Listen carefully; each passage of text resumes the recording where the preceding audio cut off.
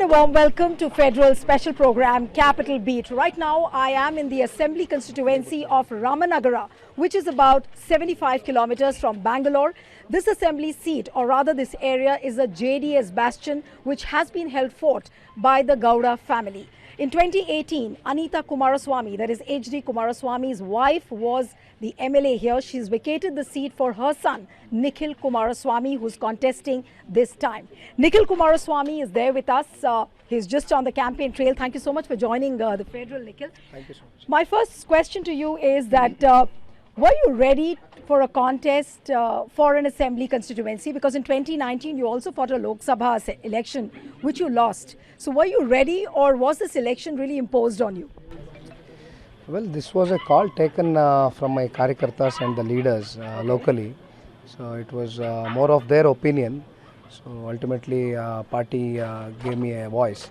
So now I have stood here. So as you all know, I mean, we have a lot of history in this constituency. So it's been almost 29 years since we have represented this constituency. I mean, 1994, since Gowda ji initially came and stood by here, he won by quite a margin and he became the chief minister from here, and 96 prime minister. Rest is history, as we all know.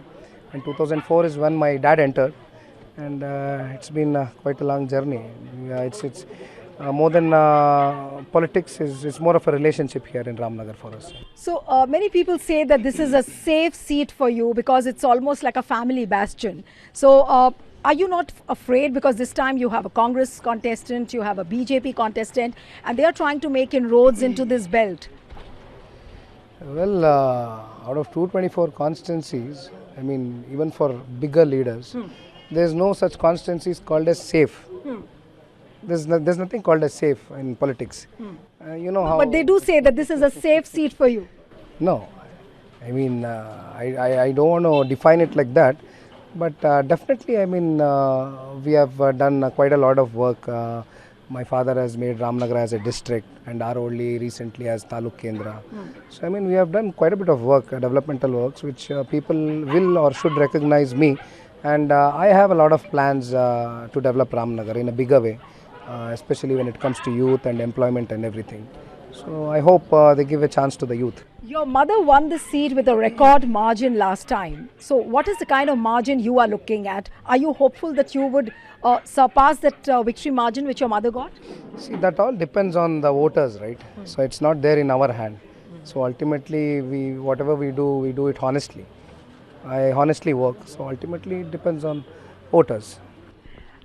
If you talk about the BJP narrative, they keep talking about the dynasty politics, and your family, you have about 8 active members who are in politics. So do you think that narrative is really working for the dynasty politics and the kind of narrative which BJP is building up? Why don't you maybe hand over the seat to some other karyakarta or some other leader rather than carrying on the family legacy? That's a very good question. That's a very good point you stated. But I don't know whether you know the history well here, because see, one of the karyakartas were given chance here. I mean, because of my father's name and party symbol, so he won, and today he's with Congress. He's in Congress. He's working as a right hand of Congress member. So looking all these things, our karyakartas decided, no, I mean, it has to be someone from your family to save the party in our constituency. So it is our karyakartas' call. And see, I mean, today, if you look at, if you have to really talk about family dynasty, Congress and BJP have a lot of father and sons who are still in politics, right? So you are saying that nobody can justify. So you are saying that the Gowda family is not the alone which can be accused of this? Of course not. Of course not. There are many lot in Congress and BJP, as we all know. So I think they cannot justify this topic. People know you more as a film actor, because and also for the audience, Nikhil Kumaraswamy is a Kannada and a Telugu actor. Now, how do you find politics different from your film career? Is it different, or do you find any similarities in the way you interact with the people? No, it is like sun and moon.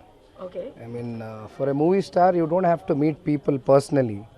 So you just have to wave, and sometime. So once in a while, you just visit some shows or something like that. But Politics is like you have to be with people 24/7. That's what people expect, and that's our responsibility. So it's like sun and moon. So it's one is in a comfort zone and one is out of the comfort zone. So which is better for you? Now, both is in my comfort zone. I love both my jobs. So that is my profession. So this is more like my social work. So it's a good platform to work for the people, But being in once- politics. If you win this seat, so obviously you will be an MLA in the Vidhan Sauda. So does that keep you away from your film career as well? Well, as of now, I guess I don't want to talk much about it. So I'm just purely concentrating on But politics. you're not going to quit films. I'm going to keep it as a question mark as of now. Thank you. Okay, no. I have a few questions have more it. before you leave. I was talking about JDS. Like JDS basically has a dominance in the old Mysuru region. Now you have a mission 123. Now, how are you really looking at amplifying the number of seats? You have it because there have been question marks about the winnable candidates which JDS has. So where are you looking at the votes from? I mean, this time clearly we can see the indications from the people of Karnataka that they want to see a change. They want to see a change. The change definitely will come as regional party, I feel, honestly. Because of the reason, people have given quite a lot of chance for Congress and BJP since past 75 years, since independence. And as we all know, Mr. Kumaraswamy's tenure was 20 months initially. During his first tenure, and 14 months was the second tenure. And the amount of developmental works what we have done and the promises which we have achieved is what people should be able to give a chance for the regional party. That's what I feel. I mean, honestly, since my father started the Yatra from November 17th, so it's been quite a journey. It's been quite five months now. So he has visited more than 120, 130 constituencies. So everywhere we see, I mean, women and children and youth and elderly people and all farmers and everybody wants to support regional party this But if time. I may ask you one reason that why would the people want to vote for JDS this time and not for BJP and Congress? Well, that's because we have delivered what we promised. I mean, we promised to waive off the farmers' loans, which my father successfully did in 14 months. It's more than 26,000 crores. So that's an history. I mean, nobody has promised anything for farmers and they have not delivered in the whole of our country. So which my father has done, and there are a lot of things which we have planned when it comes to education, when it comes to employment, when it comes to housing, and when it comes to health. So that's the 5 Pancharatna programs we have lined up for the people. So hopefully they would give a chance this time People around. say that, when Modi ji comes to the ground and he starts with his carpet bombing rallies, everything and every narrative gets demolished. So then the Modi magic, he comes like a superhero or some kind of a superstar and he just waves off every other narrative which is there. I have great respect and regards towards our country's Prime Minister Modi ji, but see, unfortunately the scenario today is not like that, because when you look into state politics, today BJP doesn't have a right chief ministerial candidate. They don't have a right face to get the votes. So every time Modi ji cannot do the trick. Every time Modi ji's name or his rallies cannot do the trick in Karnataka. Of course, not this time around in assembly elections. So I don't You know. say that there's no Modi magic in Karnataka. As of now, it looks like no. What is the number of seats JDS is looking at? Because normally you've been in power twice and always in coalition, always as a role of a kingmaker. Yeah. What is the role which JDS is looking at this time? See, hopefully we don't get into a situation this time wherein we will have to, do the coalition with the Congress or BJP. So we have been fighting on our own. So my father's aim and the party's aim is 123 seats. So But isn't that an unrealistic number looking at the past history which JDS has got? no. You have to be very optimistic when you're in politics. No, Come on. optimistic is fine, but you have to be realistic as well. No, we are very realistic. I mean, there's no harm, I feel, because we have achieved what we have spoken. But So whatever people surveys should are give us a happening, chance, yeah. whatever surveys are happening, and the sense I'm getting on the ground is that JDS might get anything between 40 and 50 seats. No, I mean, we have to be happy about this because I have seen in many of the elections, whenever the elections have taken place, so media or the surveys tend to give JDS as 15 seats, 20 seats. So if in 2023, if you guys have given us 40, 50, then I think we should be able to achieve 100. There or were more. also reports. There were also reports that JDS is fighting a battle of survival. Do you think so?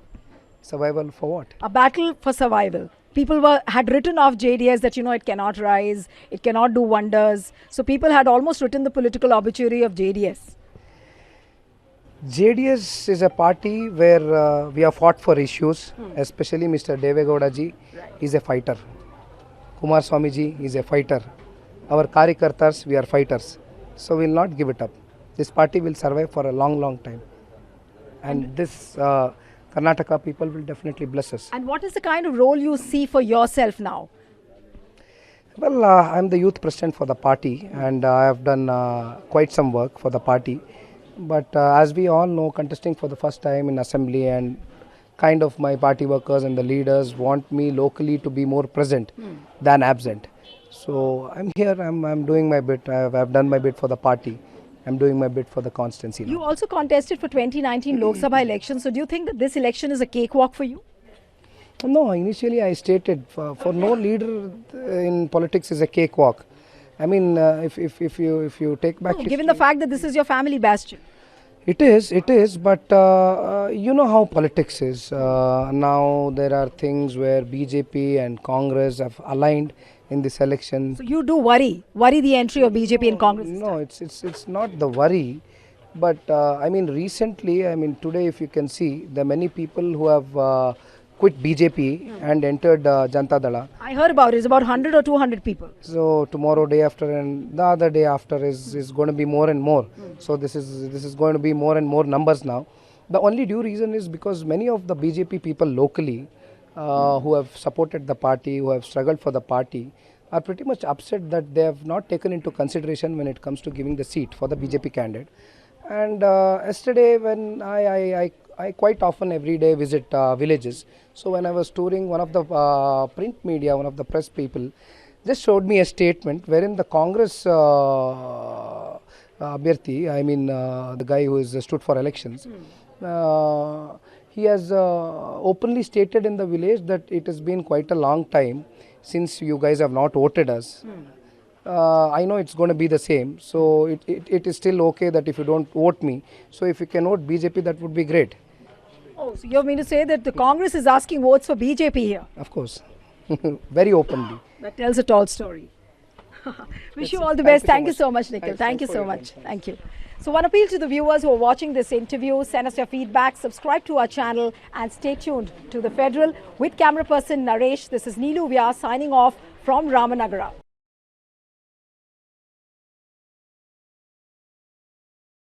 Subscribe to the Federal's YouTube page for more interesting updates.